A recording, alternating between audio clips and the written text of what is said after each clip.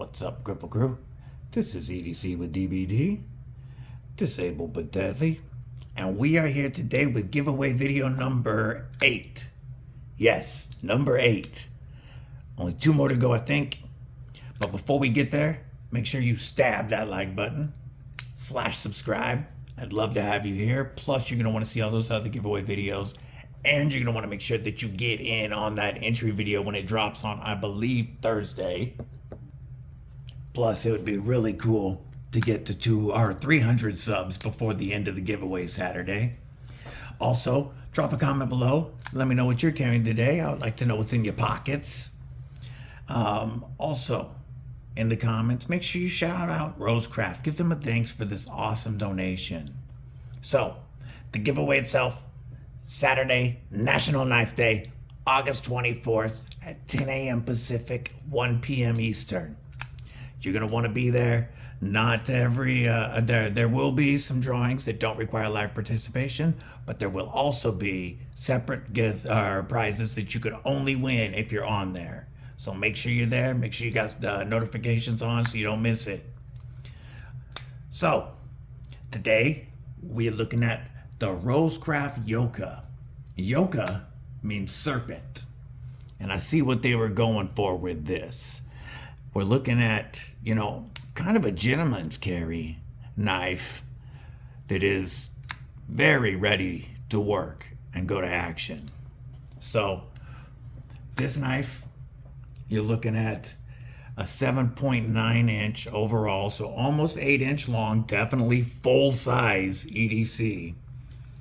You have a 3.6 inch RPM 9 clip point blade with a stone wash finish and a flat grind. I believe, yeah, that feels like a flat grind. The blade is a little thick, 3.2 millimeters thick, but it does come down. I mean, it's not a very tall grind, but it is decently sharp. I mean, slicey. It is definitely sharp enough to shave fingernail, as you can see. And you have dual color G10 handles, which are 4.3 inches long. You have full stainless steel liners under the G10. Not inside or skeletonized, but the weight is really nice anyway. As a matter of fact, it comes in at 3.3 ounces, so it's less than that ounce per inch ratio that guys really like for balance. Also, you're sporting a deep carry, tip up as the gods intended, and reversible pocket clip. So righties, lefties, whoever wins this, you're going to be able to carry this comfortably. This is another design. Whoops, that was my fault. I failed that. My thumb was in the way. Designed by Andy Armstrong. Also made the Tarkanis that I really like, and has done a lot of designs for Rosecraft, but those are the 2 that I have hands-on with. And I'm going to tell you, flipper only action, running on cage ball bearings. It is a liner lock, and a little bit of plastic there. It is a liner lock with good access to the liner. The liner itself doesn't have any jimping or anything like that, but it grabs very easily. When it locks out, you're looking at about 40% lockup, close to 50. And this locks out very, very solid. Side to side, up and down, I have 0 play. Action on this, if you let it go past the detent, it'll go down very smoothly. 1 drop and then a little shake. I haven't put any KPL in this, so this is dry. And it's 1 drop and a little shake. Now,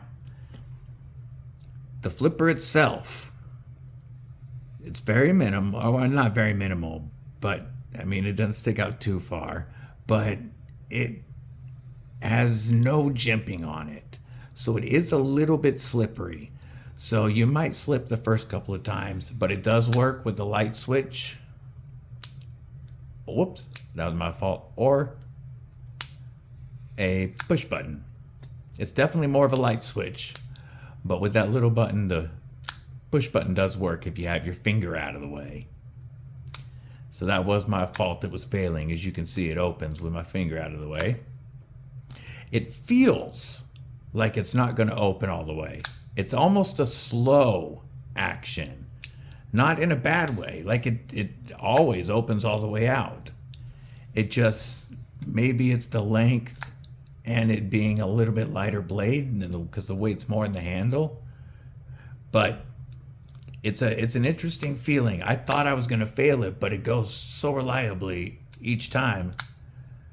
I mean, it's tuned, as I can't speak anymore, tuned pretty well. This handle is a very neutral handle.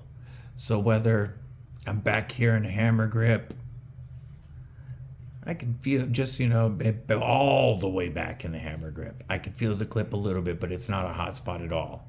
I can choke up right behind that flipper tab in a hammer grip, or I can go thumb forward in a saber grip. I can even do a trigger pull on this flipper tab if I really needed to. If I was trying to do something, I wouldn't do a lot of cuts in here because you have to make sure that you're just doing a trigger pull, because you will get up on that blade if you try to use it as a finger choil.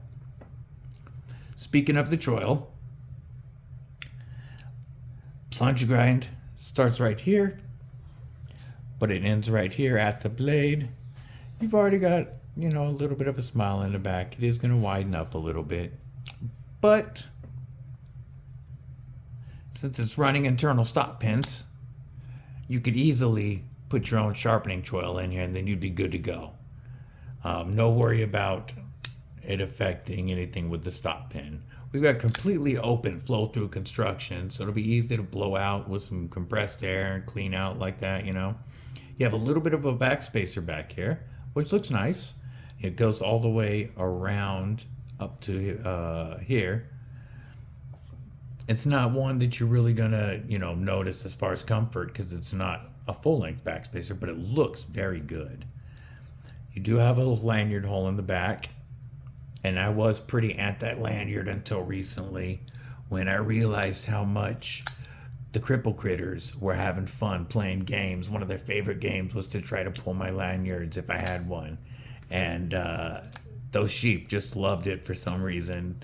So I did put lanyards on a couple of knives, and I am kind of enjoying it on a couple of knives. I'm not going to go lanyard crazy on everything, but I can see it now. So you do have a spot for a lanyard. Overall, very thin profile, so very easy in and out of the pocket, or very easy to store in the pocket. And this is easy in and out of the pocket, by the way. Oh, this G10 is also contoured, which does make it more comfortable. I wanted to point that out. Not just flat slabs of G10.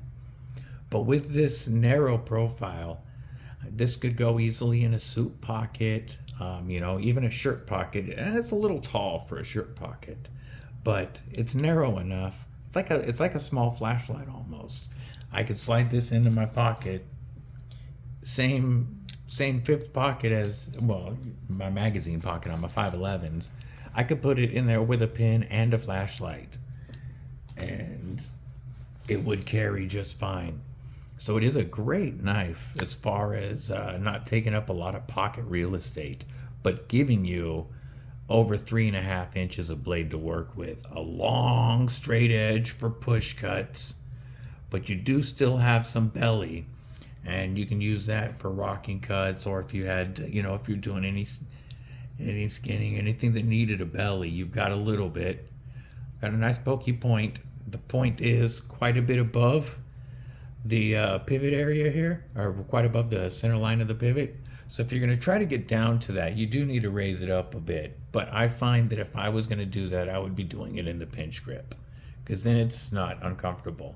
If I was trying to get to the tip from back here, I am raising up quite a bit to get to that tip. But in the pinch grip, I'm good all day. So overall, I think this is a very cool option for an EDC, an office carry, day, night, anything like that. This would be a great steak knife. at a restaurant. You know, this is one that's not really going to freak a bunch of people out if you were to pull this out and cut your steak with it.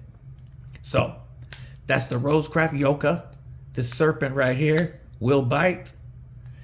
These are available right now. They will be linked below for only $42 and some change, or $43 and some change. $42.49. And they have 3 color options available. One with a black and green, or green and black, I should say, and one with a red and a gray. So maybe red and black. Now that I think about it, it's red and black, I think. Going back, yep, red and black. So there's black and green, this black and gray, and the red and black and red. So they're all black on the bottom. And then the one that has green here, OD green, also has a black blade, whereas the red one has a stonewash blade like this. And RoseCraft does a very nice stonewash. And the nice thing about that is that's going to help hide scratches, you know, the fingerprints that all satin blades love to show. This will be nice to keep that off of there. Anyway, this is going longer than I wanted to. Make sure you thank RoseCraft for all the knives that they donated for this giveaway. And everybody that donated, remember how much that I appreciate you. I hope everybody has a fantastic day. Stay safe, stay frosty, but most importantly, stay deadly.